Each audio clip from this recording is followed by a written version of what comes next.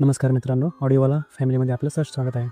आज आपण हा प्रश्न बघणार आहोत की ज्यात कंबाईन प्री 2024मध्ये मित्रांनी हा अटेम्प्टच केला नाही और चुकवला आहे, कारण फक्त विधान ब मुळे. चला तर प्रश्न बघूयात. भारतीय संसदेबाबत खालीलपैकी कोणती विधाने बरोबर आहेत? विधान अ, स्वातंत्र्यानंतरची तात्पुरती संसद ही एकसदनी होती.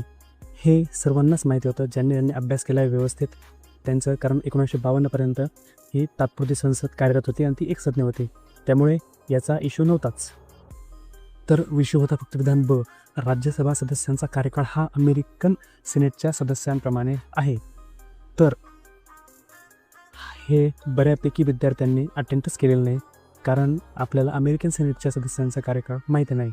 तर बऱ्यापैकी जेव्हा आयोग असे प्रश्न देतं, जेव्हा अमेरिका आणि इंग्लंडच्या संसदेचा हवाला देतं, तर तेव्हा कधीच विधान नाकारायचं नाही, विधान बरोबरच करायचं.